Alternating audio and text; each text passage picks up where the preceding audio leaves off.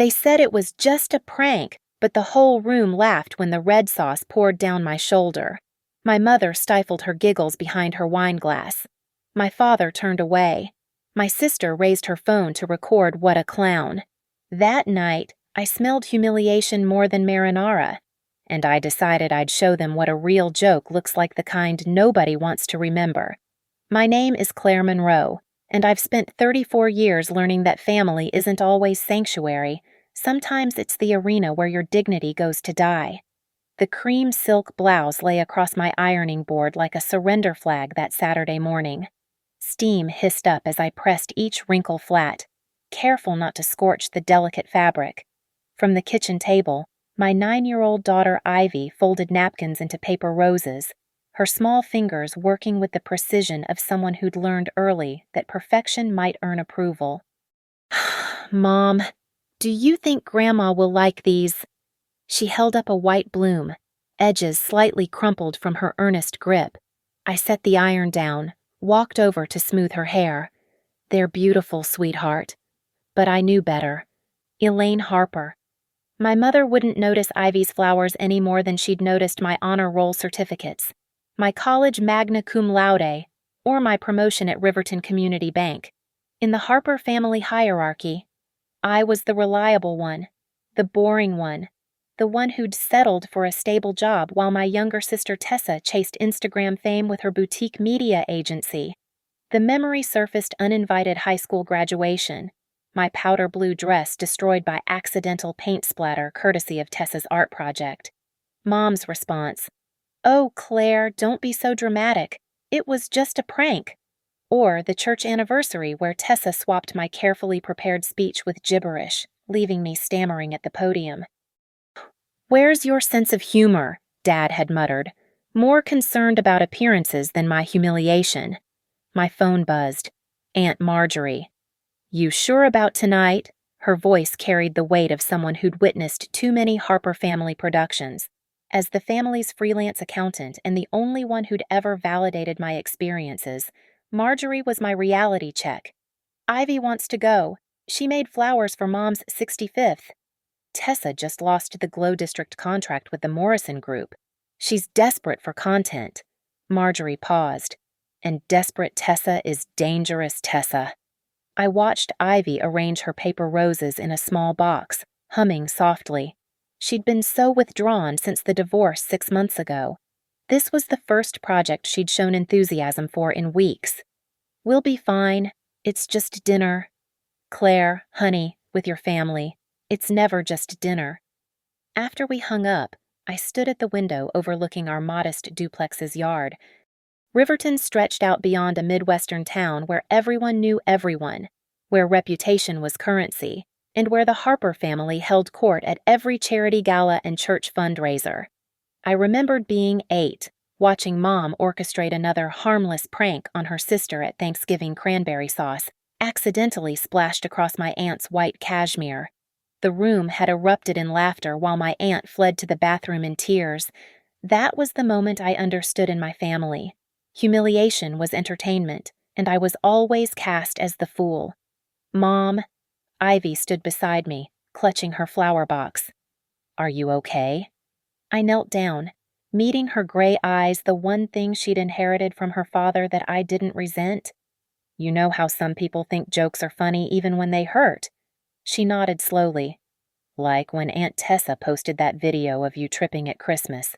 My chest tightened. I'd forgotten Ivy had seen that me sprawling across Mom's Persian rug while Tessa shrieked with laughter, phone already recording. 23,000 views before I managed to get it taken down. "Yes, like that. If anyone tries something like that tonight, I'll tell them it's not funny." Her voice carried a firmness that broke my heart. No 9-year-old should have to defend their mother's dignity. I pulled her close, inhaling her strawberry shampoo scent. "You just focus on being your wonderful self. Let me handle the rest." But as I returned to ironing, smoothing out every last wrinkle in that cream silk blouse, I couldn't shake the feeling that I was preparing armor for a battle I'd already lost. The Harper family had perfected the art of public humiliation disguised as love, and I'd been their favorite canvas for 3 decades. Tonight felt different, though. Maybe it was Marjorie's warning, or the way Ivy clutched those paper flowers like talismans. Or maybe it was just the exhaustion of being the family punchline finally catching up to me. I held up the blouse to the light. Perfect. Spotless. Vulnerable to every splash, spill, and stain. Just the way they liked me. The Harper house glowed with string lights that couldn't quite mask the calculated staging underneath. I parked my Honda beside Tessa's white Mercedes, the one she'd leased during Glow District's brief moment of success, and helped Ivy out. Her flower box balanced carefully in her small hands. "Remember," I whispered. "We stay 2 hours max." The front door opened before we knocked. Mom stood there in her signature navy dress, pearls gleaming, her smile sharp as winter ice. Claire, finally. Everyone else managed to arrive on time. It was 6:45 p.m. The invitation said 7. Happy birthday, Mom. I leaned in for the obligatory air kiss, catching her Chanel no. 5, the same perfume she'd worn to every event where she'd watched me be humiliated. Her eyes skimmed past me to Ivy. "Hello, dear." Then, without waiting for Ivy's response, she called over her shoulder. "Tessa, your sister's here." The house hummed with voices. Relatives clustered around the appetizer table, shrimp cocktail, bruschetta, and there, prominently placed, a large bowl of marinara red salad dressing. My stomach tightened.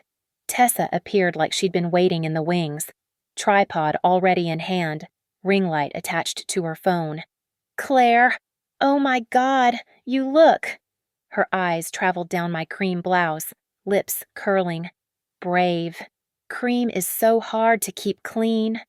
"Aunt Tessa." Ivy stepped forward, holding out her flower box. "I made these for Grandma." Tessa barely glanced down. Cute. She was already adjusting her tripod, angling it toward the dining area. "Let's make some memories tonight, shall we?" I watched her position the camera with the precision of a sniper finding range.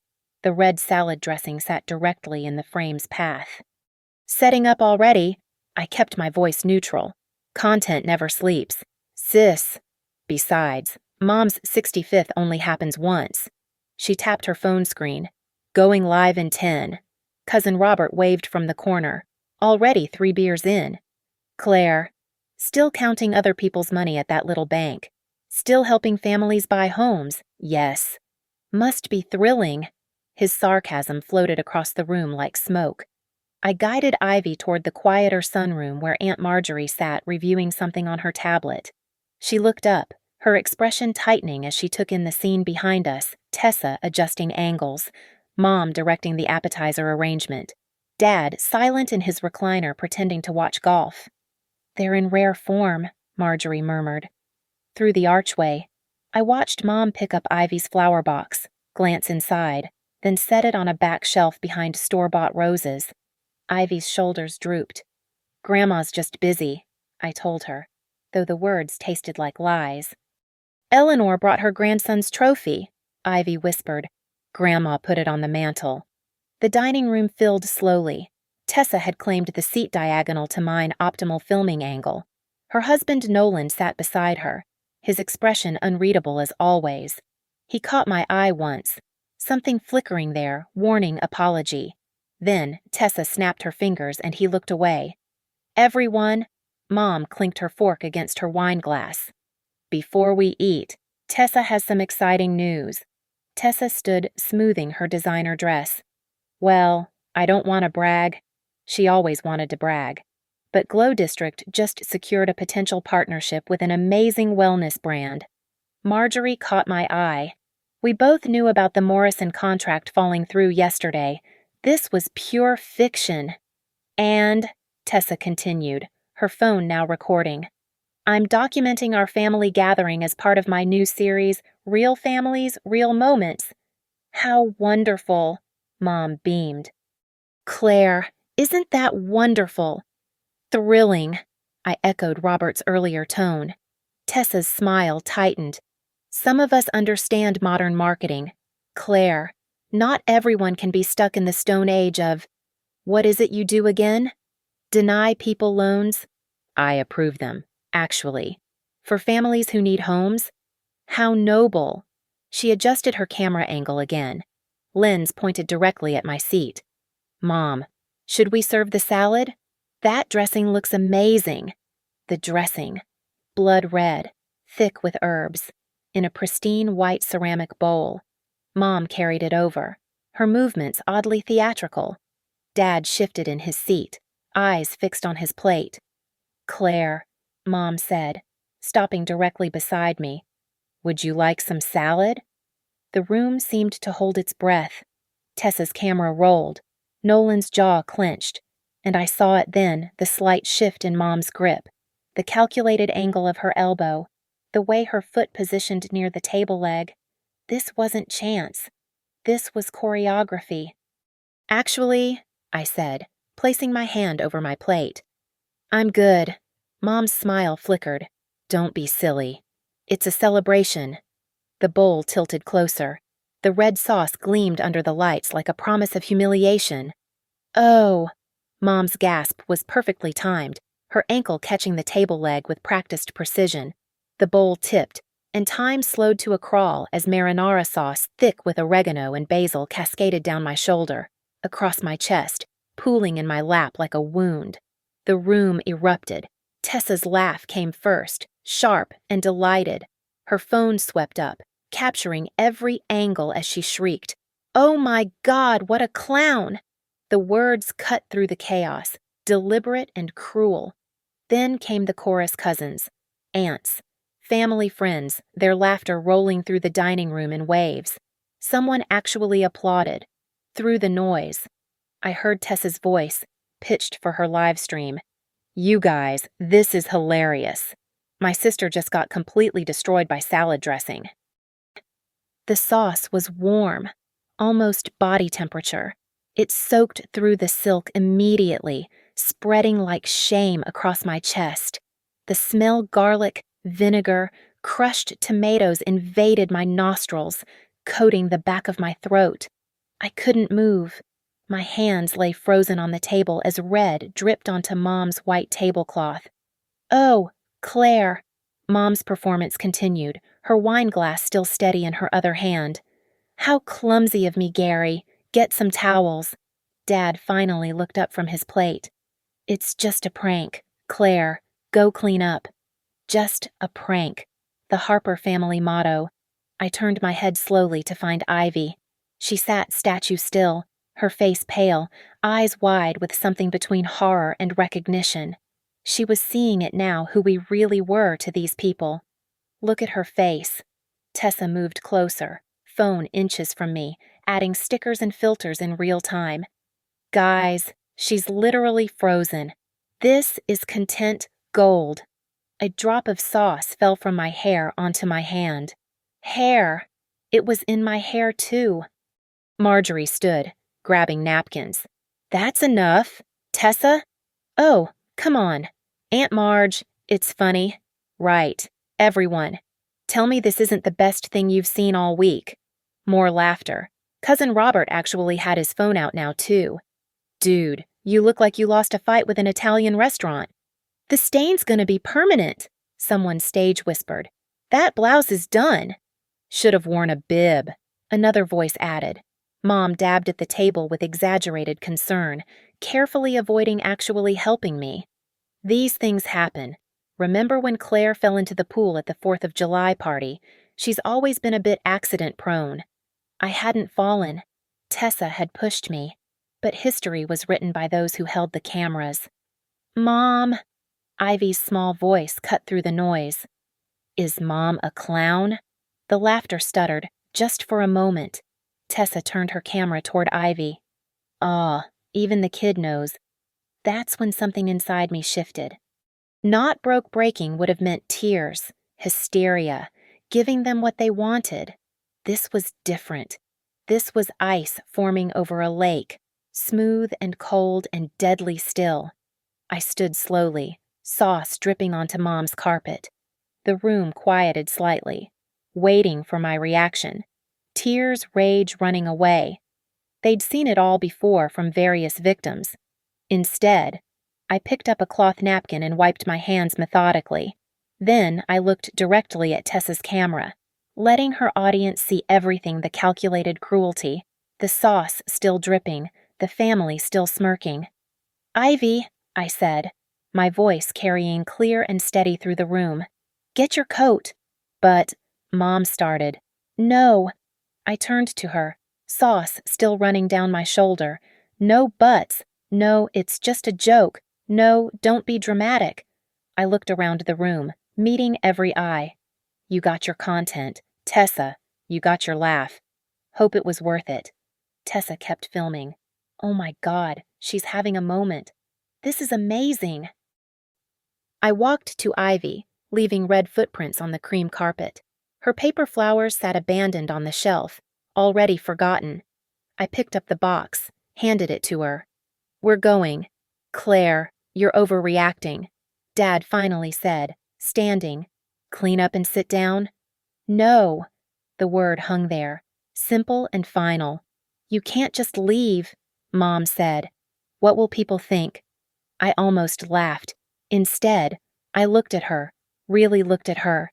65 years old and still feeding off others' humiliation like a vampire feeds off blood. They'll think exactly what you've trained them to think, that I'm the family joke. I took Ivy's hand. "But I'm done being your punchline." As we walked through the foyer, I heard Tessa behind us. "And that, folks, is what we call a drama queen exit. Don't worry, she'll be back. She always comes back." The front door closed on her laughter, but not before I heard Nolan's voice, quiet and uncertain. "Tessa, maybe we should what? Feel bad? It's content, babe. She'll get over it." In the car, Ivy clutched her flower box, tears finally falling. Why did they laugh? I started the engine, marinara still sticky against my skin. The smell was overwhelming, but not as overwhelming as the clarity settling over me like armor. Because some people need someone else to be the joke so they don't have to look at themselves. Are we going back? I thought of Tessa's camera, Mom's perfect timing, the bowl positioned just so, the precision of practiced cruelty. No, baby, we're done going back. But I wasn't done with them. The Harper House bathroom had always been a stage-set perfect towels no one was supposed to use, decorative soaps that would earn you a lecture if touched.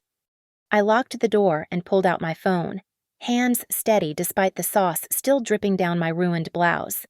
Evidence. That's what separated pranks from patterns, jokes from abuse.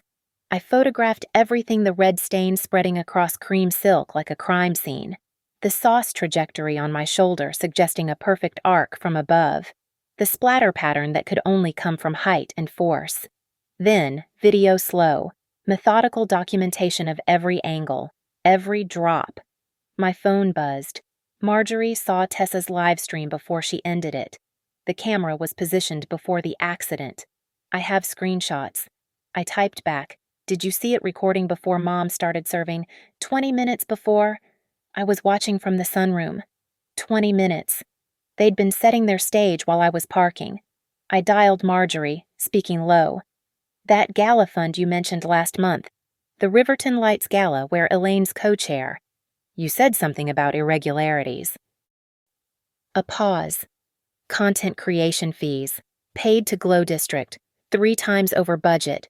No itemization. Can you pull the records?" "Claire, what are you thinking?" I looked at myself in the mirror sauce in my hair, on my skin, the humiliation still fresh, but my eyes were clear. "I'm thinking that pranks are one thing, fraud is another. I'll need a reason to review the books. You're a volunteer treasurer. Fiduciary responsibility. That's my girl.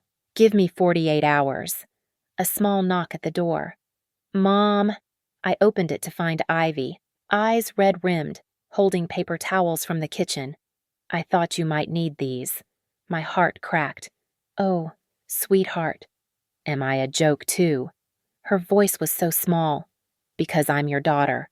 I knelt down, not caring that I was getting sauce on Mom's bathroom rug. Look at me. You are brilliant, kind, and creative. Those flowers you made, they're beautiful. If Grandma can't see that, it's her loss. Aunt Tessa called you a clown. No, baby. She needed me to be one so people would watch her show. There's a difference between what people call you and what you are. Ivy nodded slowly, processing this in that too adult way divorced kids learn. Are we really never coming back? Before I could answer, my phone lit up with notifications. Tessa's live stream was spreading. The comments were rolling in. LMO, your sister is tragic. This is why family gatherings are gold. She just stood there, I'm dying. What a clown far. But then, buried in the noise, this is cruel. She has a kid there. Anyone else notice the camera was already set up? This feels staged and mean. I screenshot everything. Mom. Ivy was watching my face. We're going home. I need to wash this off and think. In the car, I called Hannah Cole, the community lawyer who'd helped with my divorce. We'd become friends over coffee and shared exhaustion. Claire, it's Saturday night. I need a legal opinion, hypothetically. Oh boy. Okay, shoot. If someone records you without consent in a private home and publishes it for commercial gain, Missouri's one-party consent for recording, but commercial use without release is different. Was this the birthday party? You saw it. Honey, half of Riverton saw it. Tessa tagged every local business. It's already on the Riverton Community Facebook page.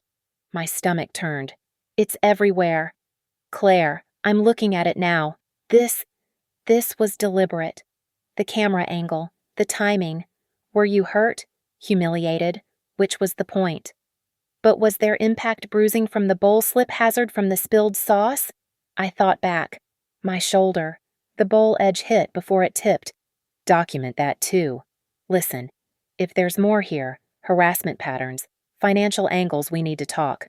Pro bono. This kind of targeted humiliation. It's not just cruel. Depending on the pattern, it could be actionable. After we hung up, I drove in silence while Ivy dozed. My phone kept buzzing, the video spreading like sauce through fabric, staining everything it touched. At home, I tucked Ivy into bed, then stood in my own bathroom, finally peeling off the ruined blouse. The bruise was already forming on my shoulder, purple-green like an old penny. I photographed that too. Then I sat at my laptop and began building a timeline. Age 8, Thanksgiving cranberry accident. Age 16, graduation paint, mishap. Age 21, church speech swap. Age 26, pool, fall, while pregnant with Ivy. Age 28, Christmas trip video, 23K views. Age 34, tonight. Each incident followed a pattern. Public humiliation, family laughter, digital documentation, and always, always when Elaine or Tessa needed attention or distraction from their own failures. My phone rang. Unknown number. Is this Claire Monroe? Male voice, nervous. Who's asking? This is Nolan. Pierce. I'm Tessa's husband. I said nothing. I tried to stop it. The sauce thing. I saw them practicing earlier. Practicing. With water, making sure the angle would... Look, I know you hate me too, but this is getting worse. The gala stuff. It's not just creative fees. She's been... The line went dead. When I called back, it went straight to voicemail. But I had enough. A witnessed rehearsal. Financial irregularities. A pattern spanning decades. I opened a new document and began typing, timeline of documented incidents, Harper family, pattern of targeted harassment. They called me a clown. Fine. But every circus eventually faces its reckoning, and I was done being their entertainment. Tomorrow, I'd start pulling threads. Tonight, I'd plan which ones to pull first. The sauce was washed away, but its stain on my dignity remained. That stain would cost them more than they could imagine. Monday morning at 8:30 a.m. Hannah Cole's office smelled like coffee and justice. She spread the documents across her desk while I sat rigid in the client chair, watching her expression shift from professional interest to genuine concern. "This is systematic," she said finally. "The pattern, the escalation, the financial components. Claire, this isn't just family dysfunction. This is potentially criminal." Marjorie had delivered. The Riverton Lights Gala books lay open between us 3 years of creative content fees paid to Glow District Media, each one authorized by Elaine Harper's signature. No deliverables, no receipts, just transfers ranging from $5,000 to $15,000. The gala raised $90,000 last year, I pointed out. $40,000 went to operational costs, and $28,000 of that went to Tessa's company. Hannah pulled up Glow District's website on her laptop. For what I see, no mention of the gala in their portfolio. Because there is no content. She just took the money. With your mother's help. Hannah tapped Elaine's signature. As co-chair, she had signing authority. But this is misuse of charitable funds. The IRS doesn't play with 501c3s. My phone buzzed. A text from an unknown number with a video attachment. I opened it carefully. It was kitchen footage from Saturday. Time-stamped 3:45 p.m. Tessa and Mom in the Harper kitchen.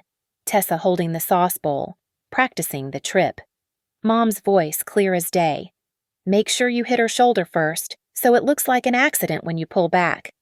"Jesus," Hannah breathed. "Who sent this?" "I think Nolan, Tessa's husband." "Play it again." We watched 3 times. Each viewing revealed new details, the rehearsed stumble. Mom's coaching on camera angles. Tessa saying, "This will go so viral. Maybe I can salvage the Morrison deal with the numbers." Claire, "This video changes everything. Premeditation. Conspiracy to commit battery, yes, battery, even with sauce. And using it for commercial gain." Hannah was already typing. "We need to move fast. First, we file a cease and desist for the video. Then we report the financial irregularities to the State Charity Commission." "I want more than that," I said quietly. "I want the town dinner." The annual Riverton Town Dinner was in 5 days. 300 residents, local business owners, city council, everyone who mattered would be there. Elaine would present the gala's annual report, basking in charitable glory. Hannah leaned back. "You want to go public?" "I want the truth public, but legally, properly documented. We'd need more evidence. The books, this video, your documentation, it's strong. But for maximum impact, we need Tessa to confess." Hannah's eyebrow rose. "And how do we accomplish that?" I pulled out the plan I'd drafted at 3 a.m., sleepless and sharp with purpose. Tessa's desperate. She lost Morrison. She needs money, validation, views. What if she got an offer she couldn't refuse? Entrapment is not entrapment. A legitimate business inquiry that requires her to confirm her previous work. I showed Hannah the email draft. From Midwest Influences LLC, a real company that sources content creators for brands. They'll request confirmation of her gala work as part of their vetting process. This LLC exists. My cousin in Chicago owns it. She's happy to help. One email asking Tessa to verify her successful content creation for the Riverton Lights Gala, with samples and invoices. Hannah read through the draft, completely legitimate, carefully worded. If she responds confirming work she never did, wire fraud, mail fraud if she sends fake invoices. Claire Monroe, Hannah smiled slowly. "You're not the clown. You're the whole damn circus master." We spent 2 hours refining the approach. Hannah would file the Charity Commission complaint Tuesday. The cease and desist would go out today. The email to Tessa would come Wednesday, giving her just enough time to respond before the town dinner. "What about your mother?" Hannah asked. "She's equally culpable." I thought of Mom's practiced stumble, her wine glass never spilling despite her accident, 34 years of calculated cruelty. She'll claim ignorance. Say she trusted Tessa, didn't review the work. I pulled up Mom's Facebook. But look, every gala post thanks Tessa for incredible marketing support. She's been building Tessa's fake portfolio publicly. Document everything, every post, every mention. My phone rang. Marjorie. Claire, you need to see the Riverton community page. Now. I pulled it up. Tessa had posted the video again. This time with a caption, "When your sister can't take a joke, some people have no sense of humor. Already got 50K views on TikTok. Thanks for the content, sis." Signature family pranks. Can't take a joke. Jar Riverton laughs. The comments were mixed, some laughing, others increasingly uncomfortable. But one stood out. "Hey, isn't that the same woman who did marketing for the Lights Gala? How much did we pay for that again?" It was from Tom Morrison, CEO of the Morrison Group that had just dropped Glow District. The thread exploded. Questions about gala funds, demands for transparency, 3 city council members asking for clarification. "The tide's already turning," Hannah observed.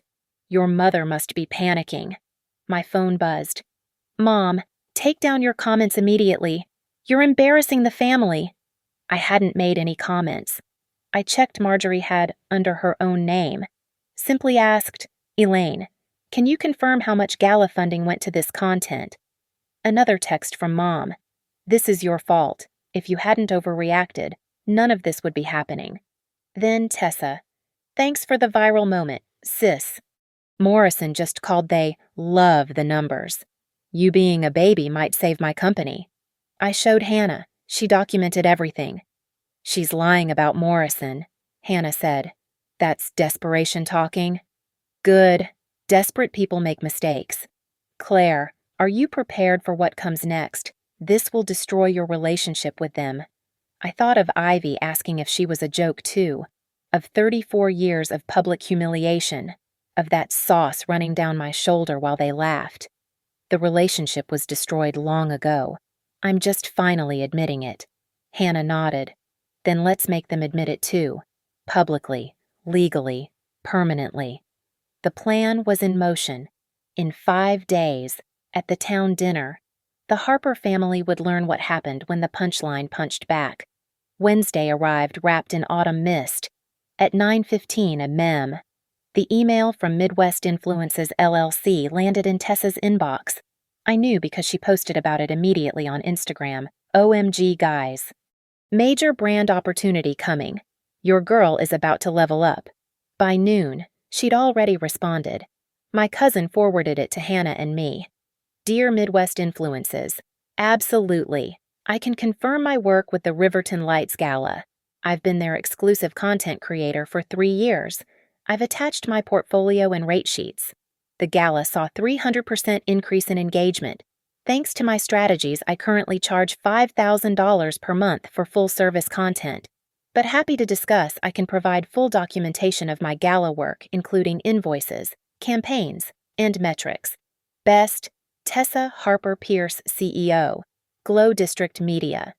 Attached were falsified invoices, each matching the amounts from the gala's books. She'd even created fake campaign reports with stolen stock photos and invented metrics. She really did it, Hannah marveled. Wire fraud in writing, with evidence attached. But that wasn't the best part. At 2:20 p.m., Mom called. "Claire, you need to stop whatever you're doing." "I'm at work, Mom, reviewing loan applications." "Don't play dumb. I know about the charity commission. They called asking questions." "What kind of questions?" "About Tessa's work, which is legitimate. She did excellent marketing." "What marketing? Mom, name one campaign." Silence. Then, the social media presence. "The gala Facebook has 12 posts in 3 years, all posted by you." Tessa advised on strategy. "For $48,000 of charitable donations. You're trying to ruin us." "No. Mom, you already did that. I'm just documenting it." She hung up. 5 minutes later, Tessa's call came through. "You bitter, jealous cow." She was screaming. "You've always hated that I'm successful. Tessa, you just sent fraudulent invoices to a legitimate company." The silence stretched. "What?" "Midwest Influences. They have everything. Your confirmation of work you never did. Fake invoices, false metrics." You set me up. I gave you a chance to tell the truth. You chose to double down on the lie.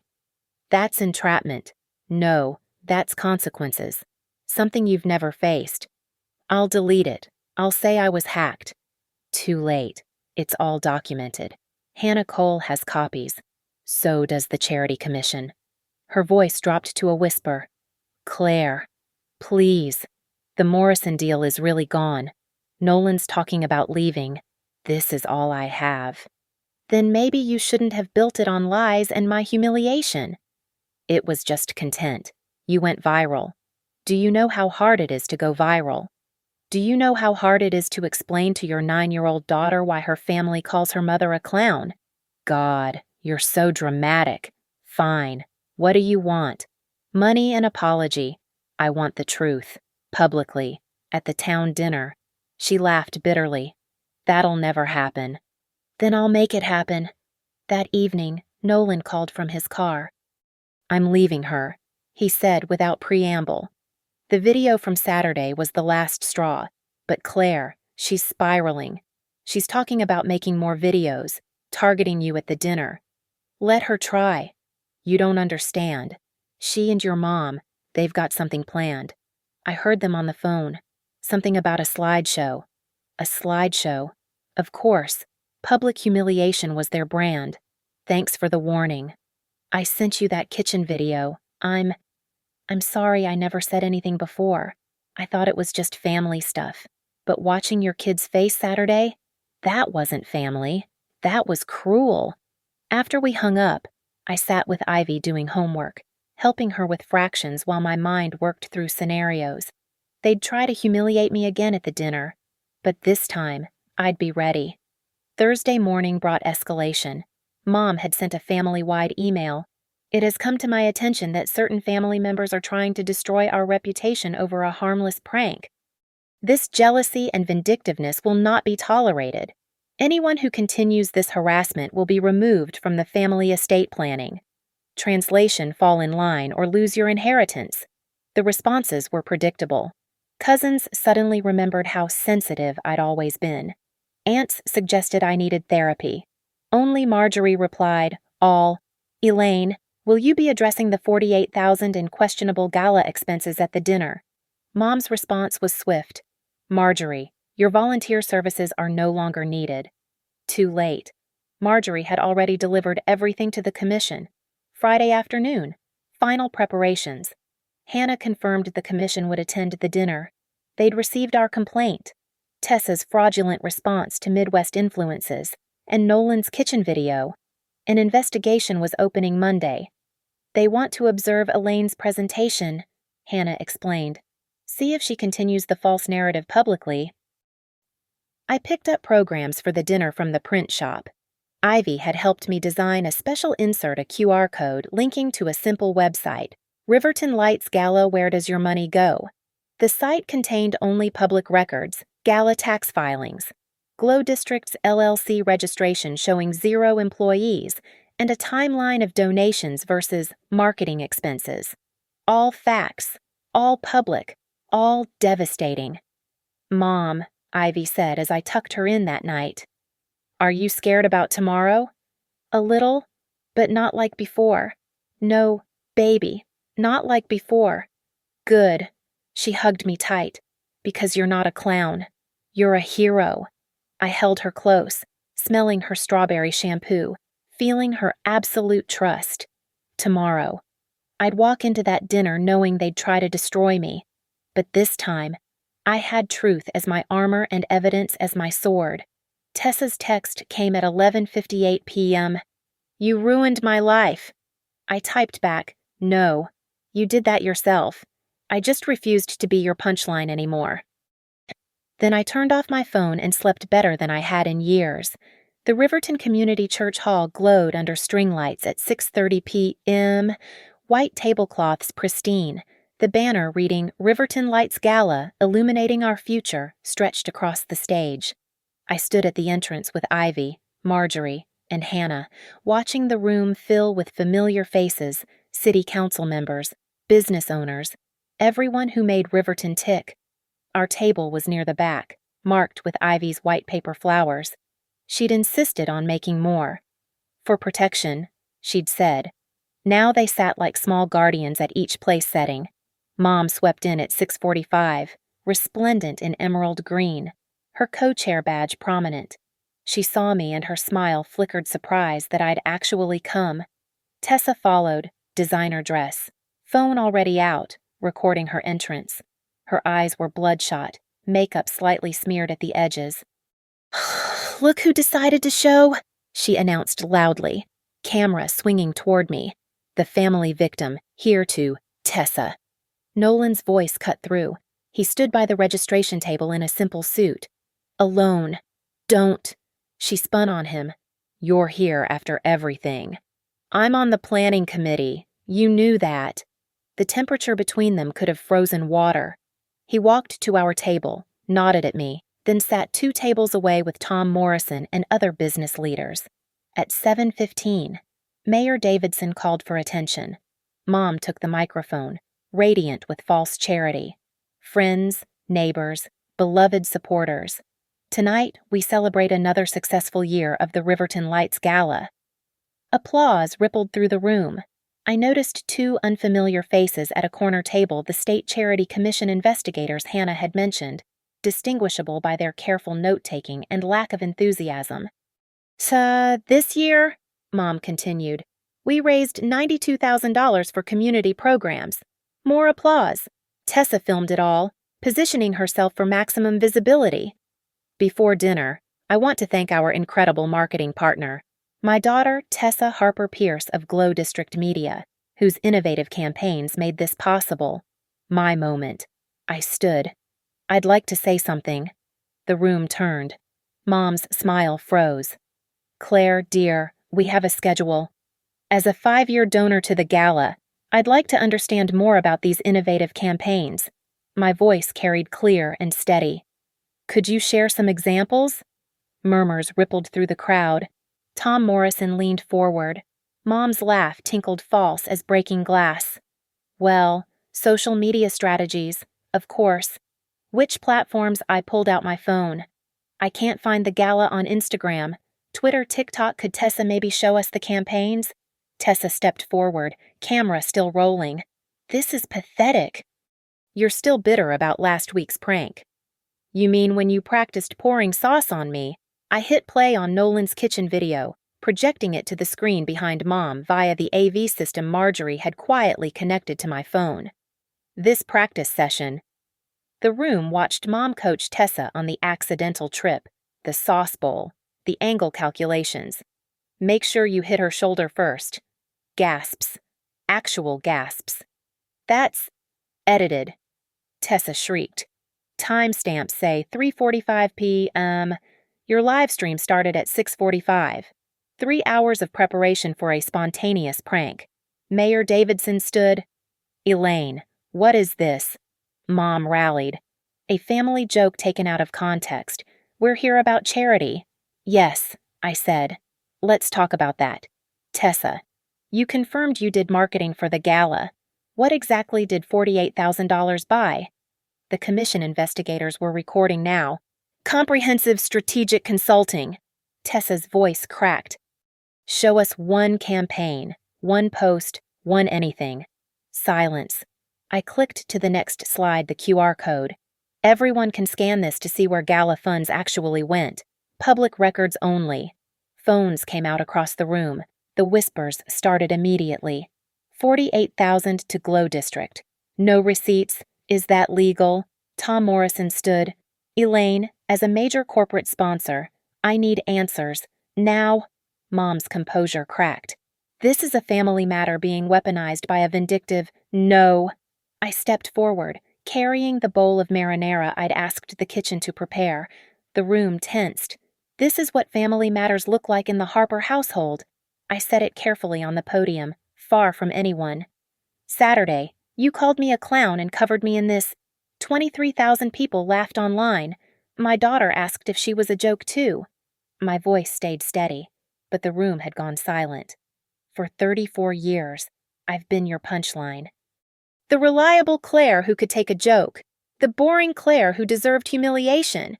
But when you steal charity money to fund fake marketing that's really just payment for organizing pranks, that's not family. That's fraud. How dare you?" Tessa lunged for the bowl.